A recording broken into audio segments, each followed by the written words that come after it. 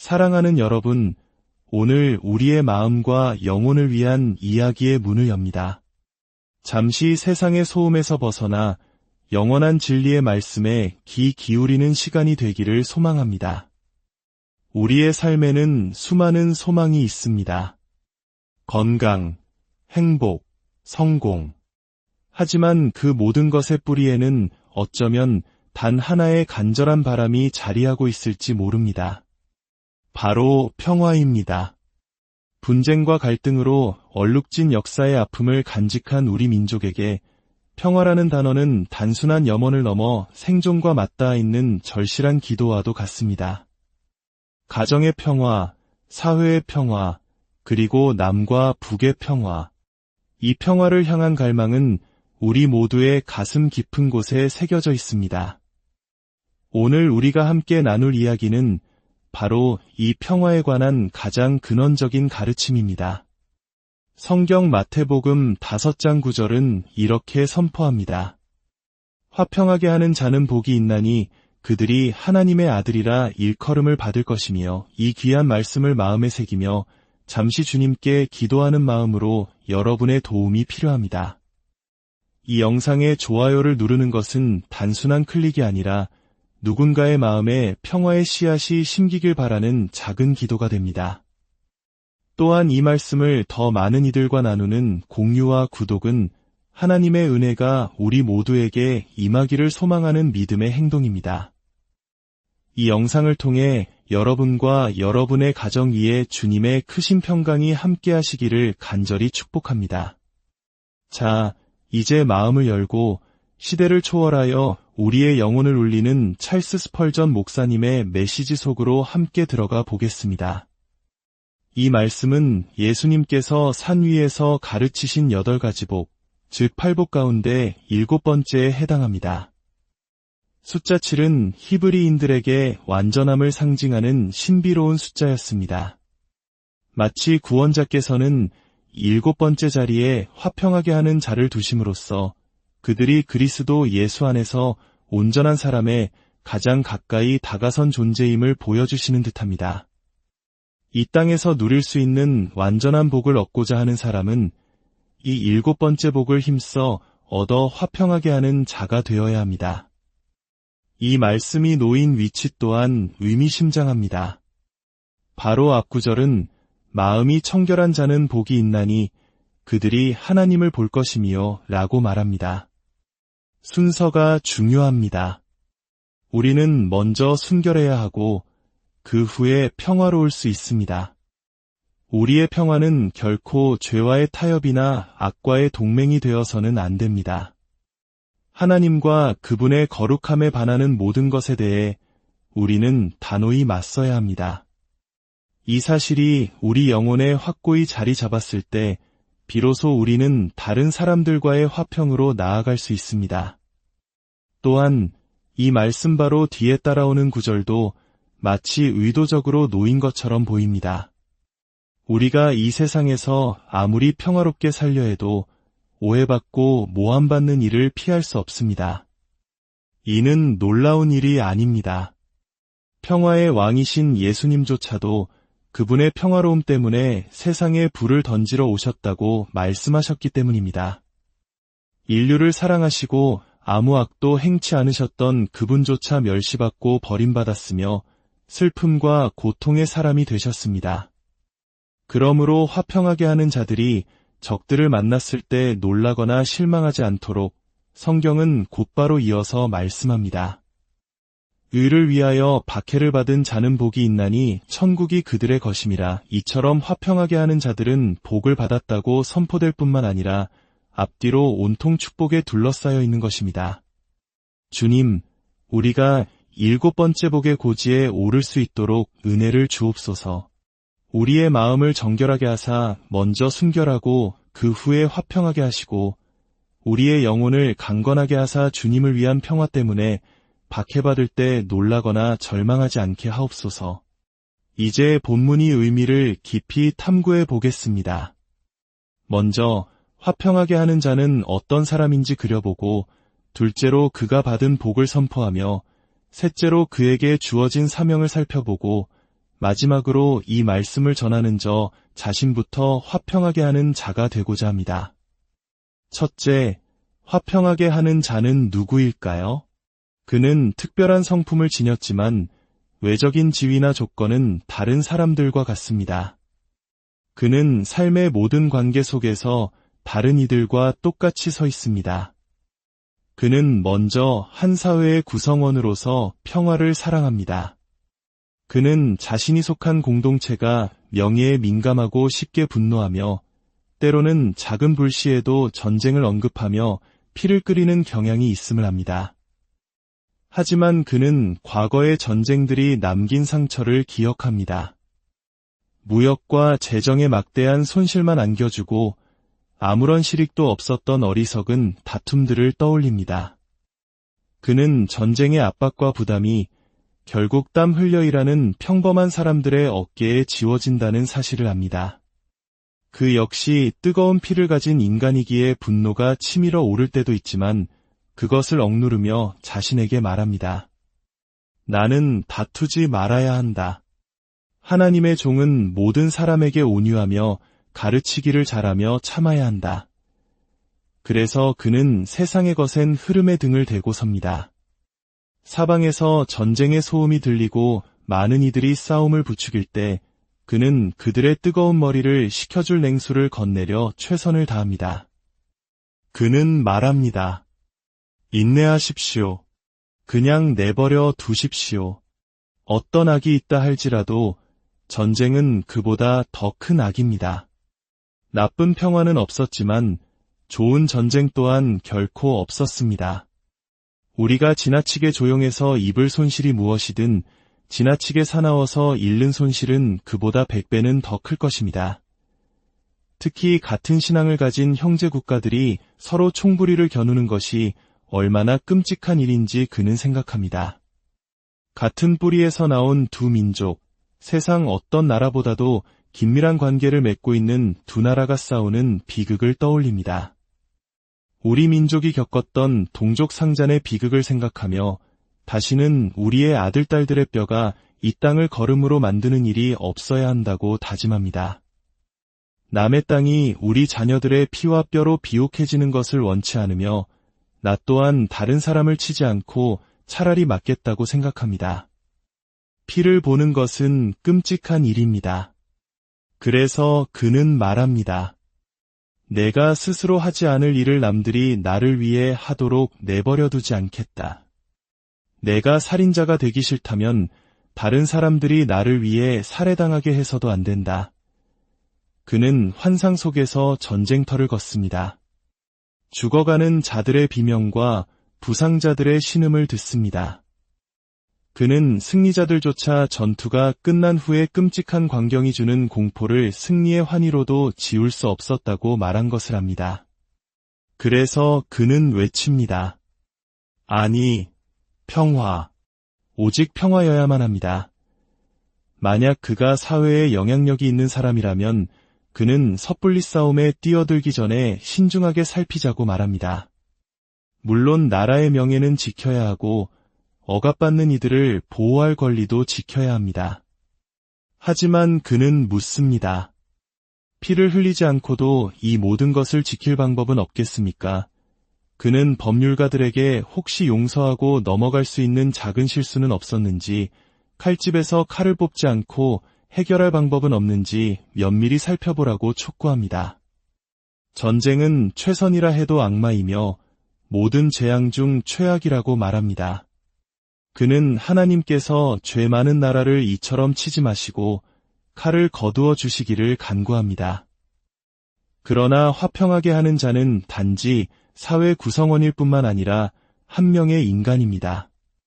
그는 자신의 삶 속에서 평화의 정치를 실천합니다. 명예가 훼손당했을 때 그는 복수심에 불타지 않습니다. 그는 동료에게 화를 내는 것이 모욕을 참는 것보다 자신의 명예에 더 큰 오점을 남기는 일이라고 생각합니다. 다른 사람들은 지렁이도 밟으면 꿈틀한다고 말하지만 그는 대답합니다. 나는 지렁이가 아니라 그리스도인입니다. 그러므로 나는 나를 치는 손을 축복하고 나를 악의적으로 이용하는 자들을 위해 기도하기 위해 돌아설 뿐입니다. 물론 화평하게 하는 자도 화를 낼 수 있습니다. 화낼 줄 모르는 사람은 영혼의 한쪽 다리를 저는 사람과 같습니다. 분노는 올바른 방향으로 향할 때 영혼의 거룩한 발걸음이 되기 때문입니다. 그러나 그는 화를 내되 죄를 짓지 않는 법을 배우며 해가 지도록 분을 품지 않습니다. 가정에서 그는 조용하고 평온하게 지내려 애씁니다.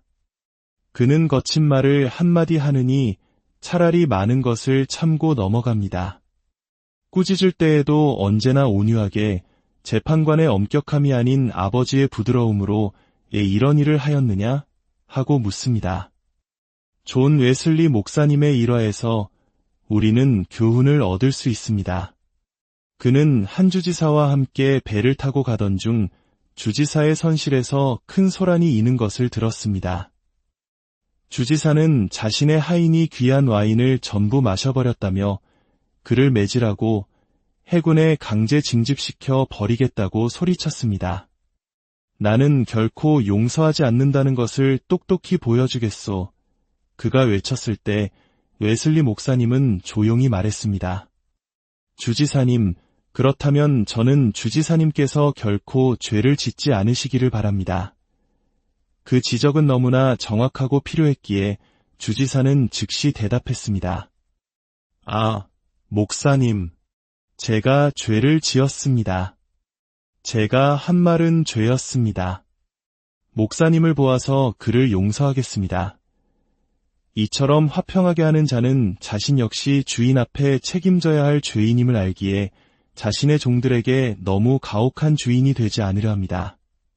박에서도 그는 비방과 모욕을 만날 때가 있지만 그리스도께서 죄인들의 그 많은 반대를 견디셨음을 기억하며 인내하는 법을 배웁니다.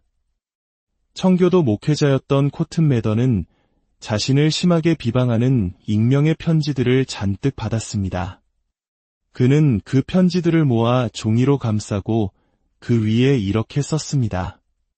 비방들, 아버지, 저들을 용서하여 주옵소서. 사업을 하다가 법적 다툼에 휘말릴 유혹을 받을 때도 있습니다. 하지만 그는 어쩔 수 없는 경우가 아니면 결코 소송을 하지 않습니다. 그는 송사는 패가망신의 지름길이라는 옛말을 압니다. 차라리 내가 좀 손해를 보더라도 우리 둘 다 모든 것을 잃는 것보다는 낫다고 생각합니다. 그래서 그는 어떤 일들은 그냥 넘어가고 자신의 권리를 포기하는 것이 결국에는 손해가 아님을 발견합니다.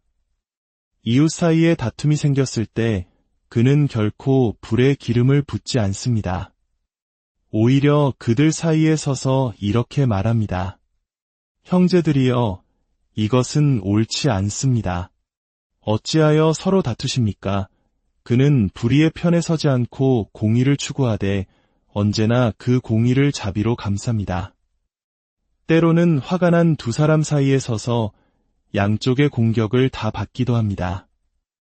예수님께서 하나님 아버지와 우리 인간 사이에서 양쪽의 고통을 모두 짊어지심으로 하나님과 인간 사이에 화평을 이루셨다는 것을 알기 때문입니다. 마지막으로 화평하게 하는 자의 가장 높은 칭호는 바로 그리스도인입니다. 그는 교회 공동체의 일원이 되어 하나님의 천사처럼 행동합니다. 교회 안에도 연약함으로 인해 성도들 간의 의견 차이가 생길 때가 있습니다. 그럴 때 그는 말합니다. 형제여, 이것은 보기 좋지 않습니다. 우리 화평합시다. 그는 바울이 유오디아와 순두계에게 주 안에서 같은 마음을 품으라고 간청했던 것을 기억하며 교회의 하나됨이 얼마나 복된 것인지를 알고 이를 위해 힘씁니다. 혹시 지금 이 말씀을 듣는 분들 중에 서로 불화하는 두 명의 그리스도인이 있다면 제가 화평하게 하는 자가 되어 여러분 또한 화평하게 하는 자가 되기를 권합니다. 스파르타의 왕은 서로 다툰 두 사람을 신전으로 불러 문을 잠그고 화해하기 전에는 결코 내보내지 않았습니다. 이교도의 신전에서도 그러했다면 하물며 하나님의 집에서는 어떻겠습니까? 바로 오늘 모든 쓴 마음과 악의를 버리고 서로에게 말하십시오. 당신이 내게 잘못한 것이 있다면 용서합니다. 내가 당신에게 잘못한 것이 있다면 저의 실수를 고백합니다. 갈라진 틈을 메우십시오. 하나님의 자녀로서 서로 연합합시다. 이렇게 할 수 있는 자들은 복이 있습니다. 화평하게 하는 자들은 복이 있기 때문입니다. 둘째, 화평하게 하는 자의 복을 선포합시다. 화평하게 하는 자는 복이 있나니 그들이 하나님의 아들이라 일컬음을 받을 것이며 여기에는 세 겹의 칭찬이 담겨 있습니다. 첫째, 그는 복을 받습니다. 하나님께서 그를 축복하십니다. 하나님이 복 주시는 자는 복이 있고 저주하시는 자는 저주가 있습니다. 하나님은 하늘로부터 그를 축복하시고 그리스도 안에 쌓아둔 풍성한 복으로 그를 축복하십니다. 이 축복은 그의 영혼 깊숙이 스며듭니다. 그의 양심은 그가 성령을 통해 사람들 가운데서 그리스도를 높이려 애썼음을 증언합니다. 특히 저주에 시달릴수록 그는 더욱 복됩니다. 너희 전에 있던 선지자들도 이같이 박해하였느니라 는 확신이 그를 위로하기 때문입니다. 둘째, 그는 하나님의 자녀 중 하나입니다. 화평을 이루는 것은 그 안에 평화의 영이신 성령께서 일하신다는 달콤한 증거입니다. 그는 하늘에 계신 아버지를 닮았습니다. 하나님은 오래 참으시고 자비로우시며 인자와 긍휼이 풍성하십니다. 화평하게 하는 자도 그러합니다. 그는 아버지의 형상을 지녔기에 사람들에게 자신이 하나님의 자녀임을 증거합니다. 그는 담대히 아버지께 나아가 하늘에 계신 우리 아버지여 라고 기도할 수 있습니다. 셋째, 그는 하나님의 아들이라 일컬음을 받을 것입니다. 그가 하나님의 자녀일 뿐만 아니라 세상 사람들, 심지어 그의 원수들까지도 그를 그렇게 부를 것이라는 뜻입니다. 아마도 불신자들에게 가장 큰 충격을 주는 것은 모욕을 당할 때 그리스도인이 보이는 평화로운 태도일 것입니다. 인도에 있던 한 군인 이야기가 있습니다. 그는 거구에다 입대 전에는 권투 선수였고 용맹을 떨쳤던 사람이었습니다. 그가 선교사의 설교를 듣고 회심하자 동료들은 모두 그를 비웃었습니다. 그와 같은 사람이 평화로운 그리스도인이 된다는 것은 불가능하다고 여겼습니다. 어느 날 식사 시간에 한 동료가 악의적으로 뜨거운 수프가 담긴 그릇을 통째로 그의 얼굴과 가슴에 끼얹었습니다. 그 남자는 뜨거운 국물을 닦아내기 위해 옷을 찢었지만 흥분 속에서도 평정을 잃지 않고 미소 지으며 말했습니다. 나는 그리스도인입니다. 이런 일은 각오해야죠. 그 일을 저지른 동료는 말했습니다. 내가 그렇게 나올 줄 알았다면 절대 그러지 않았을 거야. 정말 미안하. 그의 인내가 그들의 악의를 꾸짖었고 그들은 모두 그가 진짜 그리스도인이라고 인정했습니다. 그리하여 그는 하나님의 아들이라 불리게 되었습니다. 아, 우리에게 이 복된 칭찬을 얻을 만한 은혜가 있기를. 셋째, 이제 화평하게 하는 자를 일터로 보냅시다. 여러분에게는 할 일이 많습니다. 여러분의 가정과 지인들의 관계 속에서 그 일을 하십시오. 여러분의 신앙은 세상 사람들에게 맛없는 음식과 같을 수 있습니다. 우리는 거기에 소금을 쳐야 합니다. 이 소금은 바로 우리의 평온함과 화평을 이루는 성품입니다. 그러면 우리의 신앙 자체는 피하려 했던 사람들도 그 소금과 함께 있는 것을 보고 이것은 좋구나 라고 말하며 맛을 보게 될 것입니다. 여러분 사이에 다툼이나 분열이 있다면 그리스도를 위해 하나님께서 여러분을 용서하신 것 같이 여러분도 서로 용서하기를 간청합니다. 여러분을 위해 기도하시고 죽으시면서 아버지, 저들을 사하여 주옵소서. 자기들이 하는 것을 알지 못함이니이다. 라고 말씀하신 그분의 고뇌를 기억하며 원수를 용서하십시오. 그러나 여러분에게 맡기고 싶은 가장 중요한 일은 이것입니다. 예수 그리스도는 모든 화평하게 하는 자들 중에 가장 위대하신 분입니다. 그분은 우리의 평화이십니다. 그분은 유대인과 이방인 사이의 화평을 이루기 위해 오셨고 모든 민족들 사이의 화평을 이루기 위해 오셨으며 하나님 아버지의 공의와 죄지은 우리 영혼 사이의 화평을 이루기 위해 오셨습니다. 그분은 십자가의 피로 우리를 위해 화평을 이루셨습니다. 이제 평화의 아들들인 여러분은 그분의 손에 들린 도구가 되어 하나님과 사람 사이의 화평을 이루기 위해 힘쓰십시오. 여러분 자녀들의 영혼을 위해, 모든 지인과 친척들의 영혼을 위해 간절한 기도를 하늘에 올리십시오. 멸망해가는 동료 피조물들의 구원을 위해 기도하십시오. 그렇게 함으로써 여러분은 화평하게 하는 자가 될 것입니다. 그리고 기도한 후에는 여러분의 능력 안에서 모든 수단을 사용하십시오. 복음을 전하십시오. 가르치십시오. 친구들에게 그리스도에 대해 편지를 쓰십시오. 여러분의 삶의 목표를 다른 사람들을 그리스도께 인도하는 것으로 삼으십시오. 많은 사람을 옳은 대로 돌아오게 한 자는 별과 같이 영원토록 빛날 것입니다. 이제 마지막으로 이 말씀을 전하는 저 자신이 성령 하나님의 도우심으로 화평하게 하는 자가 되고자 합니다. 오늘 이 자리에 평화를 전혀 알지 못하는 분들이 많이 계실 것입니다. 성경은 악인에게는 평강이 없다고 말씀하십니다. 악인은 쉬지 못하고 그 물이 진흙과 더러운 것을 솟구쳐내는 요동하는 바다와 같습니다. 저는 여러분의 영혼과 거짓된 평화를 맺을 생각이 없습니다. 먼저 여러분 영혼의 평화 없는 상태, 즉 전쟁 상태를 드러내고자 합니다. 오, 영혼이여, 당신은 오늘 아침 당신의 양심과 전쟁 중입니다. 당신은 그것을 잠재우려 했지만 그것은 계속 당신을 찌릅니다. 양심은 당신에게 천둥처럼 외칩니다. 이것은 옳지 않아. 이것은 지옥으로 가는 길이야.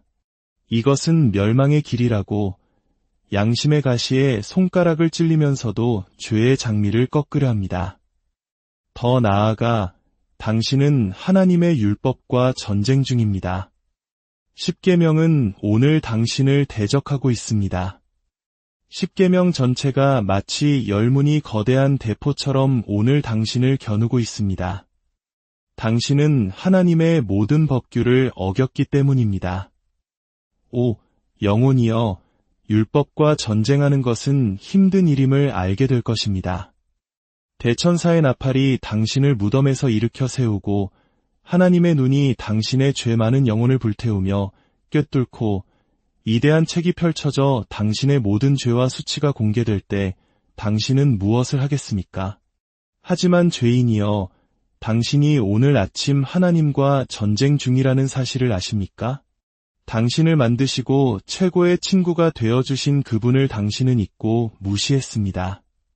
당신의 코 속에 있는 숨결조차 그분의 자비로운 대여품이지만 당신은 그 숨결을 그분을 저주하는 데 사용합니다.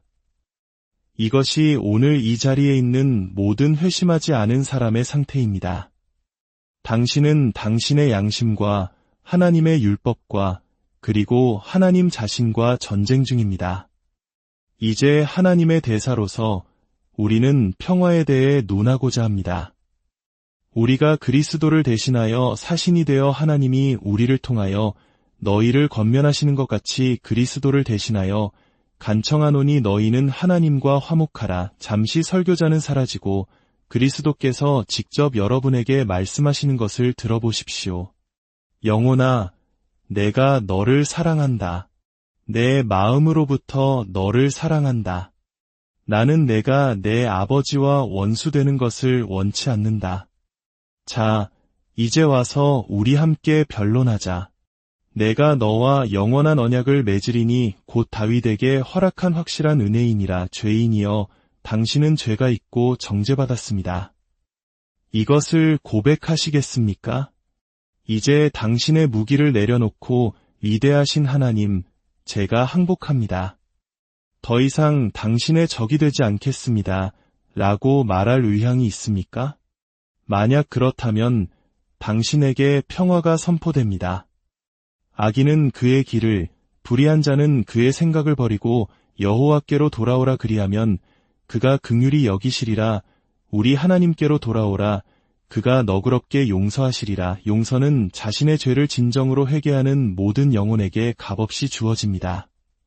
그러나 그 용서는 반드시 믿음을 통해 당신에게 와야 합니다. 그래서 예수님은 오늘 아침 여기에 서서 가슴의 상처를 가리키고 피 묻은 손을 펼치십니다. 그분은 말씀하십니다. 죄인아, 나를 믿고 살라. 하나님은 더 이상 당신에게 불타는 율법이 아닌 달콤하고 단순한 복음을 선포하십니다. 믿고 살라. 아들을 믿는 자에게는 심판이 없으나 믿지 아니하는 자는 하나님의 독생자의 이름을 믿지 아니하므로 벌써 심판을 받은 것이니라. 영혼이여, 오늘 아침 하나님의 영이 당신 안에서 움직이십니까? 주님과 화평하기를 원합니다. 라고 말하십니까? 그리스도를 있는 그대로 받아들일 준비가 되셨습니까? 만약 당신이 기꺼이 원한다면 그분은 결코 마다하지 않으실 것입니다. 하나님께서 한 영혼을 기꺼이 원하게 하시는 것은 그 영혼에게 그리스도를 주시려는 분명한 증거입니다. 당신이 원한다면 그분을 가질 수 있습니다. 내 주인이 여기에 눈에 보이게 계셨다면 그분은 여러분 중 많은 이들이 주님 믿습니다. 주님과 화평하기를 원합니다. 라고 말하게 할 방식으로 간청하셨을 것입니다. 그러나 성령께서 여기에 계시다면 그분이 직접 간청하시는 것만큼이나 제가 그리스도를 대신하여 간청할 때 여러분을 축복하실 수 있습니다. 영혼이여, 그리스도를 영접하시겠습니까? 아니면 거부하시겠습니까? 여러분의 마지막 시간이 언제 올지 아무도 모릅니다. 영원 속으로 하나님과 원수가 되어 들어가시겠습니까? 저는 자격이 없습니다. 자격의 문제가 아닙니다. 그분을 원하느냐의 문제입니다. 저는 악합니다. 그분이 당신의 악한 마음에 들어와 깨끗하게 하실 것입니다. 저는 마음이 완고합니다. 그분이 당신의 완고한 마음에 들어와 부드럽게 하실 것입니다. 만약 당신의 영혼에 오늘 아침 그리스도를 향한 거룩한 갈망이 있다면, 희미한 소망이라도 있다면 그분께서 당신을 부르시는 것입니다. 망설이지 말고 와서 그분을 신뢰하십시오. 만약 이 복음이 지옥에 잃어버린 영혼들에게 전파될 수 있다면 그들에게 어떤 영향을 미칠까요? 분명 그들은 눈물을 흘리며 외칠 것입니다. 위대하신 하나님, 당신의 진노에서 벗어날 수만 있다면 그리스도를 붙잡겠습니다. 그러나 이 복음은 오늘 여러분 가운데서 전파되고 있습니다. 혹시 저의 부족한 전달 방식 때문일까요? 하나님은 아십니다. 제가 더 잘 전할 방법을 안다면 그렇게 할 것입니다. 주님, 이들을 당신께로 이끌어 주옵소서. 저희 마음은 그들이 돌아오기를 간절히 바랍니다. 죄인이여, 그리스도를 영접하시겠습니까? 아니면 거부하시겠습니까? 오늘 아침은 여러분 중 어떤 영혼들에게는 하나님의 능력의 날입니다. 성령께서 여러분 중 몇몇과 씨름하고 계심을 압니다. 주님, 그들을 이기시고 정복하시고 압도하소서. 만약 당신이 행복한 날입니다. 저는 제 주님의 위대한 사랑에 사로잡혀 개선 행렬에 이끌려가고 싶습니다. 라고 말한다면 영혼이여, 그 일은 이루어졌습니다. 당신이 믿는다면, 그리스도를 신뢰한다면 당신의 많은 죄는 모두 용서받았습니다. 그분의 귀한 십자가 앞에 자신을 던지고 말하십시오. 죄 많고 약하고 무력한 벌레 같은 내가 당신의 팔에 안깁니다. 나의 힘과 의가 되시고 나의 예수, 나의 모든 것이 되어 주소서. 만약 그분이 당신을 거절하신다면 우리에게 알려주십시오. 그런 경우는 결코 없었습니다. 그분은 언제나 찾아오는 자들을 영접하셨고 앞으로도 그럴 것입니다. 그분은 손을 활짝 펴시고 마음을 활짝 여신 구원자이십니다. 하늘의 영들이여, 여러분의 악기를 다시 조율하십시오. 오늘 아침 하나님께로 태어난 죄인이 있습니다. 오늘 그 보좌 앞에 찬양의 음악이 울려 퍼지게 하라. 영광의 상속자들이 태어났고 탕자들이 돌아왔기 때문이라. 하나님께